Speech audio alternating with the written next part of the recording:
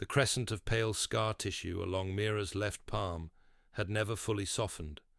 4 years of pressing damp cloth against iron press rollers had left it the color of old ivory, a permanent mark that flexed and whitened whenever she worked her hands too hard. She worked them too hard every day.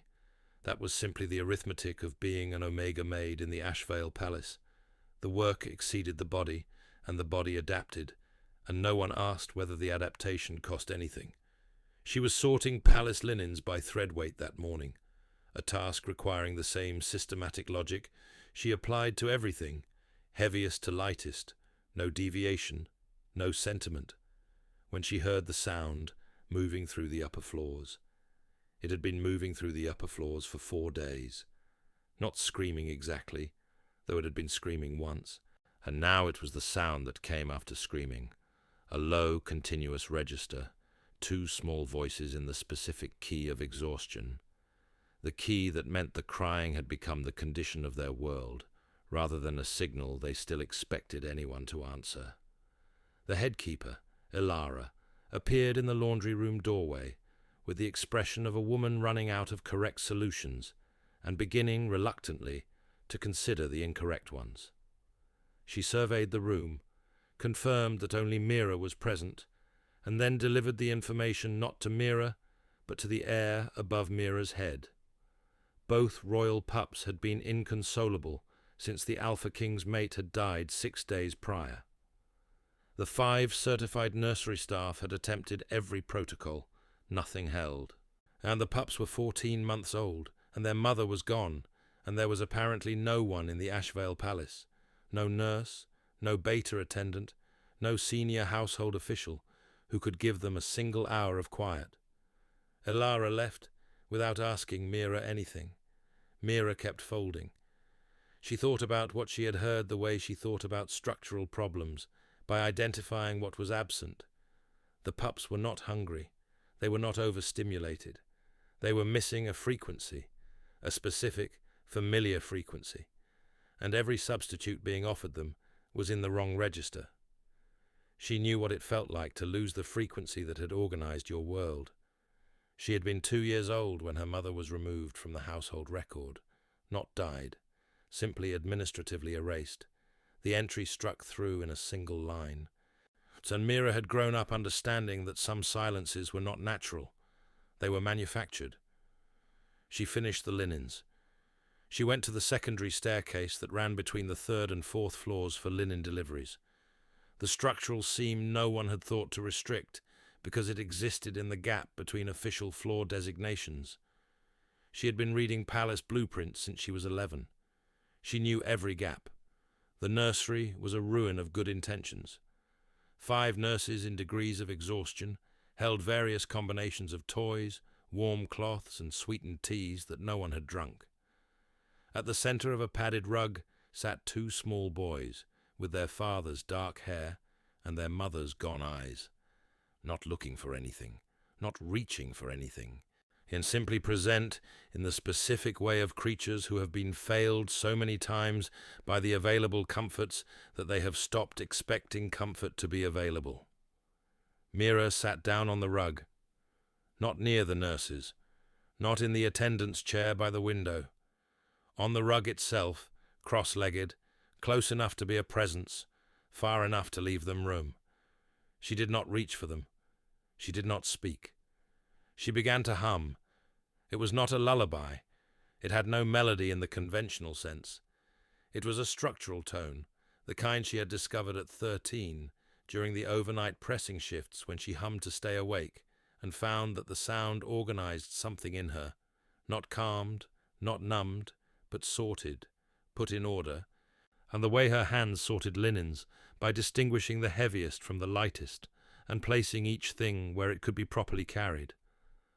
She hummed now the same way, moving through each internal connection, confirming it held, moving to the next.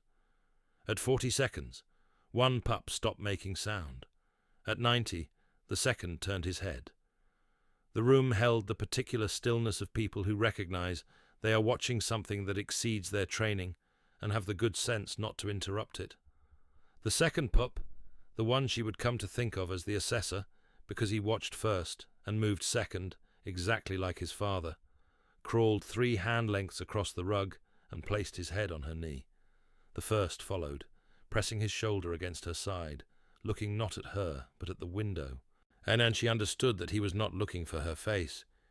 He was simply confirming that something solid existed in the world, and that he could lean against it.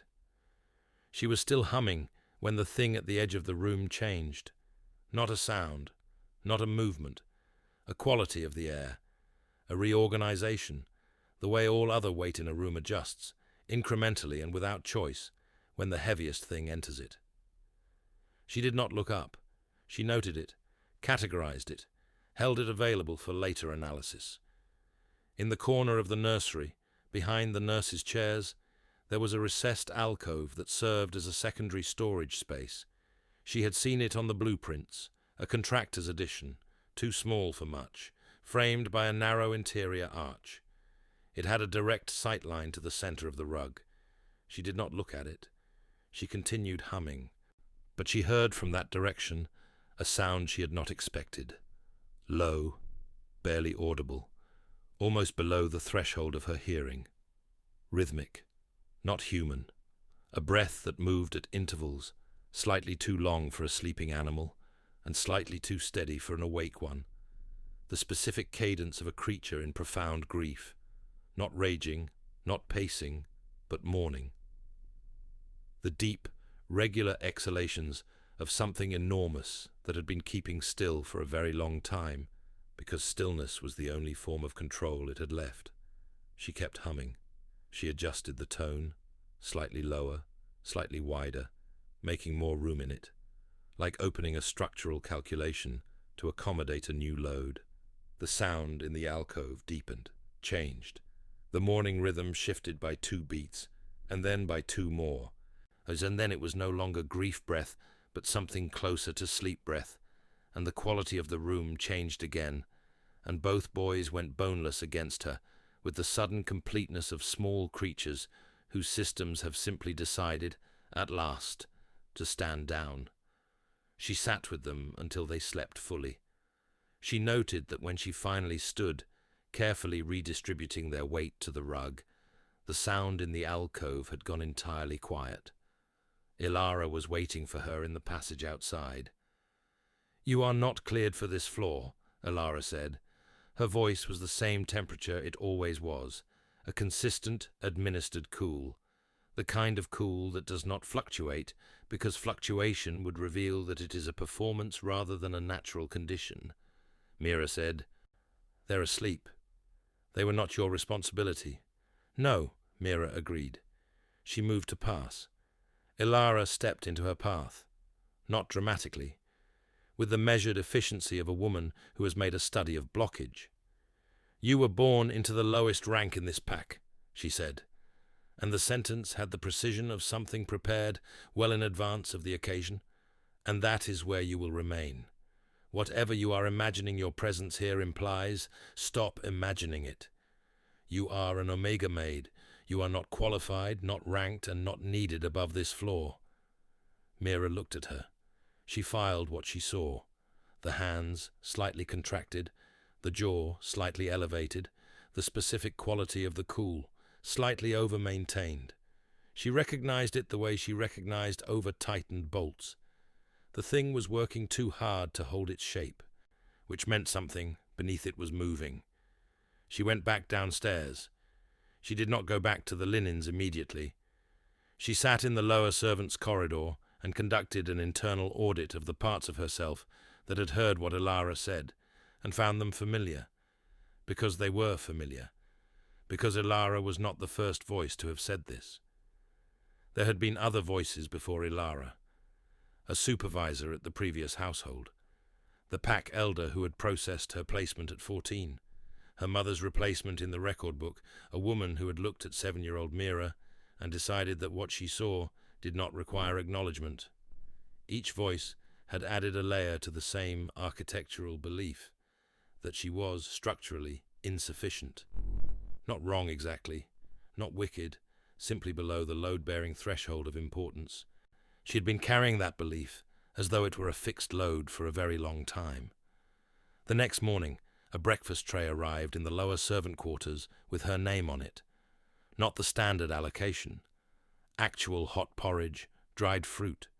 A small cup of imported tea that upper household nurses received as standard and Omega maids had not been offered in the history of the Ashvale Palace.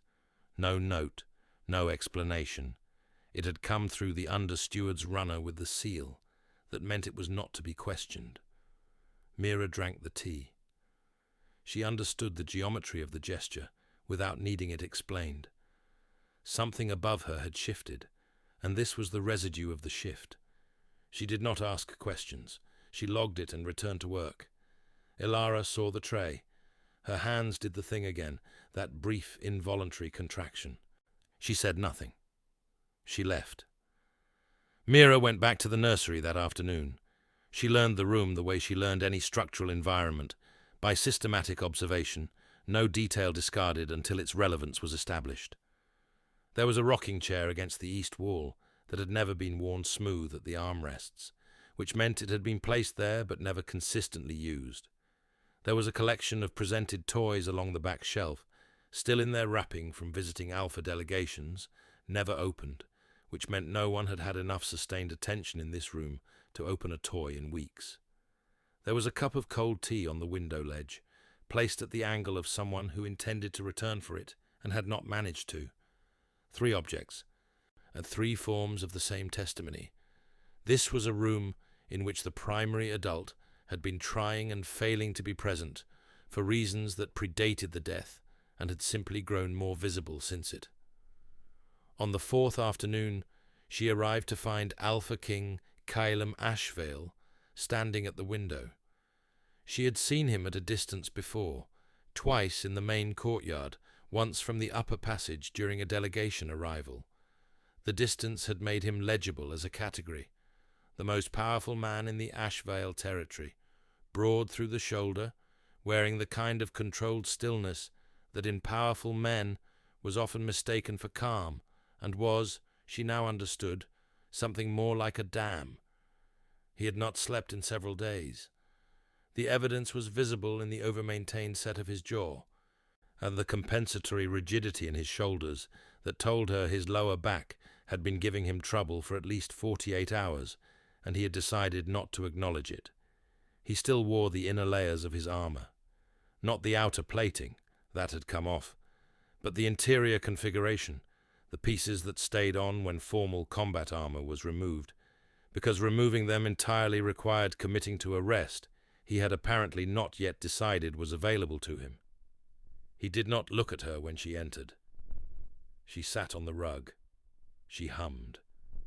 Both boys came to her within the minute, the assessor first, from the alcove in the corner, and now she looked directly at it, because there was nothing to gain from pretending she did not know it was there. She heard the grief breath deepen, and then, gradually, to slow toward the sleep rhythm she had established the first day. She held the tone steady, adjusting for the new weight in the room, the specific frequency of Kylam's grief, which was denser and more compressed than the creature's, and required a slightly different accommodation.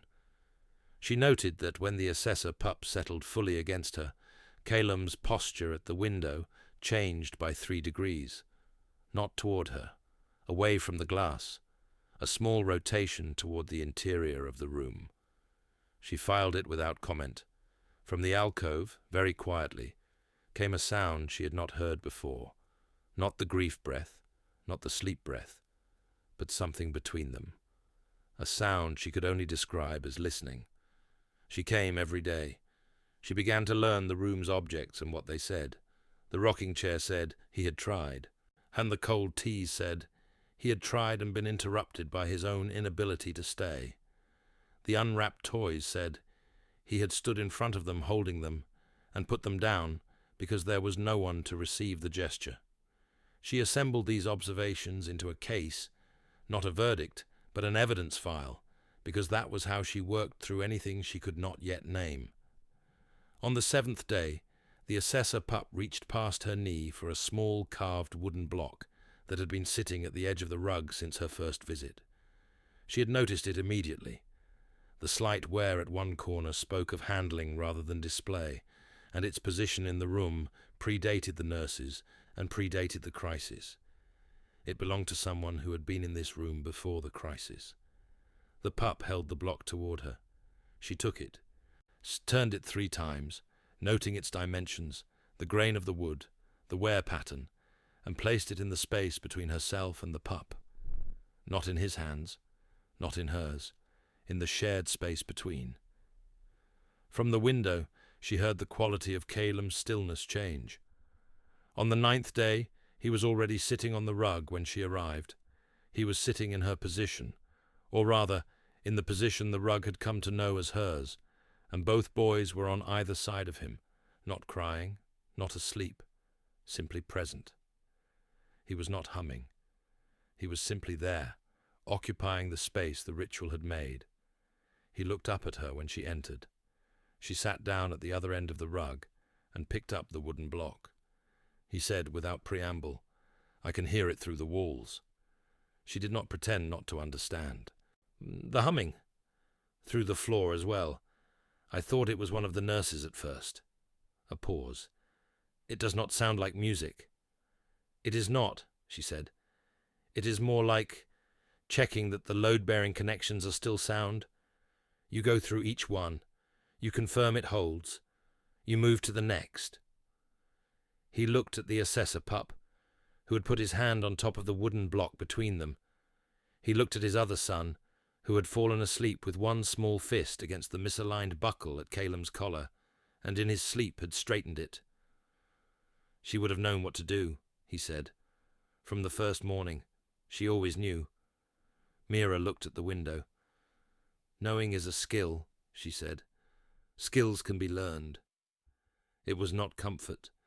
She was not offering comfort. She was offering a structural observation. And he heard the difference. She could see it in the minute reconfiguration of his expression, the way a face looks when it receives something it can actually use. From the alcove, the sound had shifted again. The morning breath had moved one register toward presence, toward attention, like something vast and grieving had heard the same observation and was deciding whether to trust it. She went back every day. On the 12th day, she arrived to find the alcove empty. No sound from it. The grief breath was not present. She kept her face still and held the hum steady and listened until she understood where it had gone. And then she heard it, faintly, from the opposite side of the room, from behind the door to the private corridor. Still present, simply moved. A choice. She noted it, as she noted all movements. Without declaration, with precision. The wooden block had migrated to the window ledge. The assessor pup had placed it there 2 days prior, having decided it belonged in the light.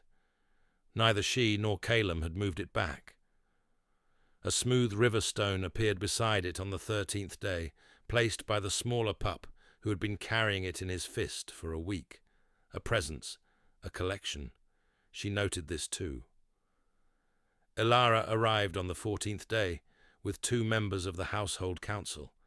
They came through the main door, while Mira was on the rug, with both boys awake beside her, the wooden block between them and the afternoon light, coming in at the angle that made the pup's dark hair look exactly like their father's. Ilara addressed the assembled nurses with a prepared statement about care protocols and unauthorized personnel. So she referred to Mira twice as the unauthorized presence and once as the Omega disruption. Both boys, at the sound of Ilara's voice filling the room with its consistent administered cool, went still in the bad way, the stillness of small creatures who have registered a threat and have not yet determined a direction. Mira placed her hand flat on the rug between them. An anchor, not a restraint. The assessor put his hand on top of hers. His brother leaned his full weight against her arm. Ilara was still speaking when the private corridor door opened and Caleb entered the room. He looked at the arrangement on the rug. He looked at Ilara. He looked at the council members, with the mild geometric interest of a man who has already resolved the situation internally and is simply now executing the resolution. "You entered the royal nursery without a summons," he said. "You addressed my household staff in front of the Alpha King's sons." He let the pause hold its weight. "Ilara, 11 years of service. I am aware of it. I am also aware that in those 11 years you have systematically decided who belongs in which room and under which category, and that the criteria you used had no authority behind them except your own fear of what you cannot classify." Ilara's hands, always the hands, that involuntary contraction, the tell she could not train away. "She is not the unauthorized presence," Caleb said. "She is the reason my sons have slept. She is under my protection. Anyone who enters this floor to threaten her answers to me." One council member cited protocol. Caleb looked at him with the expression of a man who has allocated 0 patience to this particular purpose and has no reserves to draw from. The council members departed. Ilara stood for 1 moment longer, and in that moment Mira looked at her fully, not with anger, not with satisfaction, but with the complete and precise attention she brought to every structural problem, because that was what Ilara was, a structure that had been built wrong from its load-bearing center and had spent 11 years compensating, making everyone else smaller so the compensation would not show. Mira understood her. She did not forgive her yet, but she understood her, and understanding was the necessary precursor. "Not the archive," she said, before Caleb could speak further. He turned.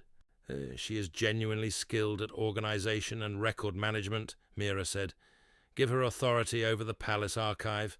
Relocate her jurisdiction. Do not remove her competence from the household. Remove her access to the people she has been misusing it against." The room held the specific silence of a significant recalibration. "She will have the record-keeping of 3 territories by the end of the month," Caleb said quietly. "It will be the most demanding organizational position in the palace." "Yes," Mira said, "that is appropriate." Ilara looked at her. For one unguarded moment, before the cool was re-administered, before the performance was restored, Mira saw what was actually in her face. Not hatred, not triumph, not defeat. Something older and more frightened than any of those things. Something that recognized, dimly and with great discomfort, that it had just been treated better than it had treated others, and did not know what to do with that. She left. The private corridor door, which had been closed since Caleb entered, opened 2 inches. From behind it came a sound she had not heard before from that direction. Not the grief breath, not the sleep breath, not the listening breath. A different frequency entirely. Lower, steadier. The sound of something enormous settling its weight down for the first time in a long while. The way a structure sounds when the compensatory tension that has been holding it upright is finally, carefully released. The pups heard it. Both of them turned toward the door with the focused attention of children who have heard a familiar voice speaking in a new tone. She let the hum change to match it, wider and deeper. She had been making room in the tone since the 3rd day. This was simply making more room, accommodating a new weight that had decided it was safe at last to come forward. The door opened fully. She had never seen a royal wolf shift in close quarters. She understood the mechanics of it from the pack records she had been required to file as part of her duties, the transition from human to beast, the specific biology of the Ashvale bloodline's shift, the size of the form that the Alpha King's wolf presented. Reading the mechanics and encountering the physical fact of it were not the same category of experience. He was immense, the pale grey of winter ice. His eyes were the same specific dark as Caleb's, and they held the same quality she had learned to read in those eyes across 14 days of observation. Not cold, as the pack records and the court gossip and the fearful whispers of the senior staff had always described him. Not cold at all, only careful, only a creature that had learned, through a very long education in loss, that the cost of investing in something was the cost of its absence, and that the absence of his mate had confirmed every lesson the education had taught him. Those eyes looked at her across the nursery, and she looked back, and she kept the hum going, steady and wide and accommodating, making room, and she watched him make the calculation. She had watched every structure make when it encountered a genuine load-bearing element for the first time, the question of whether it was safe to transfer weight. He lowered his head. It was a gesture she would not have been able to name if anyone had asked her before this moment to name it. It was not submission. It was not aggression.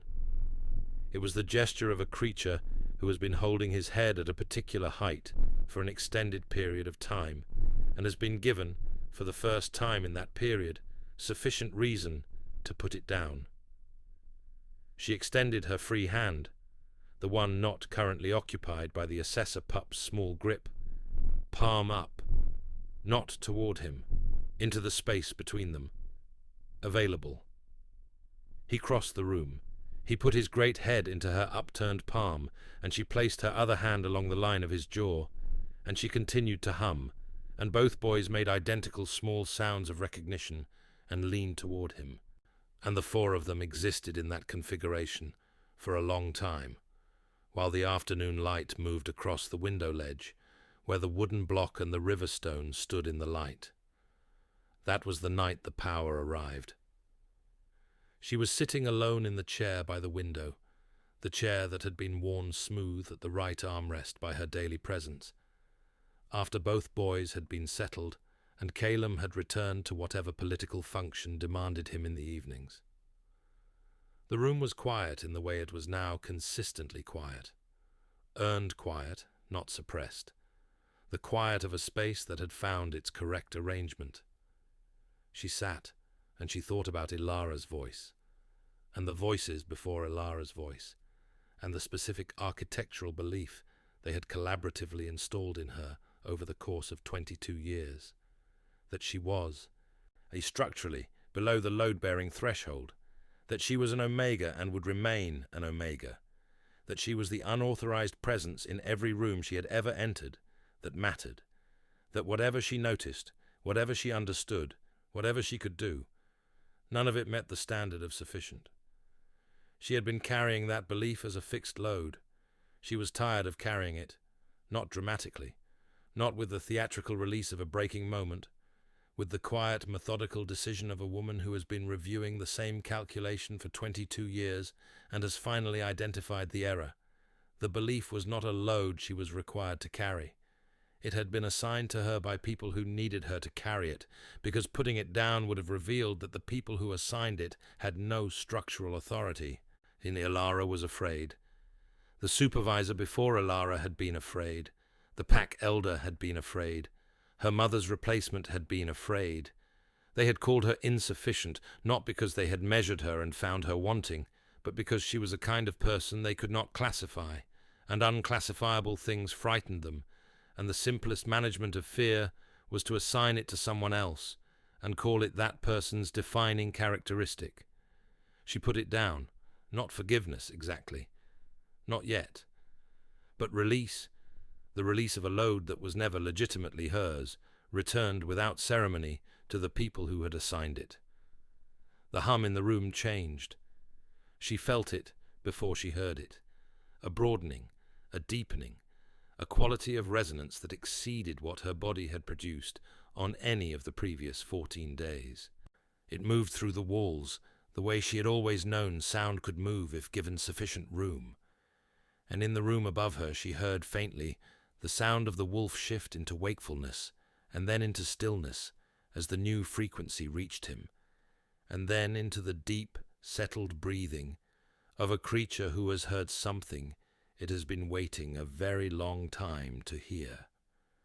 The wooden block on the window ledge stood in the moonlight, the river stone beside it, the dried stem of something she had found in the stairwell on the 9th day and not thrown away. 3 objects in the light of an open window, making sense of each other. She hummed, and the palace resonated, and for the first time in 22 years, the sound she made in the world was the full size of what she actually was. Calum came to the nursery near midnight. He had come from a council session. The ink was still on his hand. The formal configuration of his exhaustion was different from the private configuration, and she had learned to read both. He set the papers on the bureau. He looked at his sons. He looked at her. He sat in the second chair, the one that had appeared on the 10th day without explanation, positioned at the specific angle that allowed both chairs a view of the window. He looked at the block and the stone and the dried stem on the ledge. "My sons breathe on your rhythm," he said. "I have been counting them to sleep for 4 nights on your rhythm without realizing it was yours." She said nothing. "I have commanded armies," he said, and the admission was being extracted from him rather than offered. He was pulled out by something in the room that would not allow him to leave it inside any longer. "I have held this territory together through succession crises and wars and the kind of political machinery that requires you to perform certainty even when you have none. I have never been seen." The room was quiet. "It was never about the pups," he said. "I knew that by the second day. It was always about you." A pause. "I think it has been from the moment I watched you place that block in the middle of the rug and leave it in the space between you and my son instead of giving it to him." She looked at him. She said, "I know. I made it into logistics, a breakfast tray, a chair." "I know," she said again. "So did I. We were both being careful." He looked at the window for a long time. From the private corridor came the quiet, a settled breathing of the wolf at rest, truly at rest, for the first time. No grief in it, no mourning, simply the deep exhalations of a creature whose companion is present and whose weight is, at last, in the correct place. Calum heard it. She watched him hear it, the way a face looks when something it has been braced for the absence of turns out to be present after all, and the bracing releases, and for one unguarded moment the face is only itself, with nothing performing in it. He moved from the chair to the floor in a motion so unplanned that she understood it was not planned. The most powerful man in the Ashvale territory, sovereign of 3 annexed domains, holder of a bloodline that had not bent a knee in 400 years, was simply on the rug, on one knee, facing her, and because his body had found the position without consulting him. He looked up at her. She looked at the scar on her own palm, the crescent of old ivory that her whole history lived in, the mark of all the years of pressing and carrying and adapting without acknowledgement. She turned it upward. He took it in both of his. "She was wrong about you," he said. "Elara, every voice before her. Whatever they told you about what you are, they were wrong. I watched you build a quiet room out of sound and patience and structural patience for 14 days. I watched my sons breathe again. I watched the thing I could not name in myself follow your frequency towards something that felt like the possibility of rest." He looked at the scar. "There is nothing unauthorized about you." She let the hum go, not silenced it. Let it go, released it from the deliberate maintenance it had required, and let it become the natural thing it always should have been permitted to be for 22 years, something that moved through a room without requiring justification. The wolf in the corridor made a sound, a soft, settling sound, a sound like a structure finding its final configuration. Both boys exhaled in their sleep at the same moment. The wooden block stood on the ledge in the moonlight, worn at one corner from Calum's hands, placed in the light by his son's choice, kept company now by a stone and a stem, and the full undefended frequency of a woman who had finally put down a weight that was not hers to carry. He was still on the floor, one knee on the rug, her scarred hand in his. She said, "You should sleep." "I will," he said. He did not let go of her hand. "In a moment. There is something I want to ask you." She looked at the window, at the dark grounds below, at the two chairs positioned side by side, in the way of things that had been arranged with deliberate casualness to conceal how deliberate they were. "Ask," she said. And outside, the last of the night wind moved through the Ashvale grounds, in the particular way of wind that has found no further resistance, and was, at last, simply still.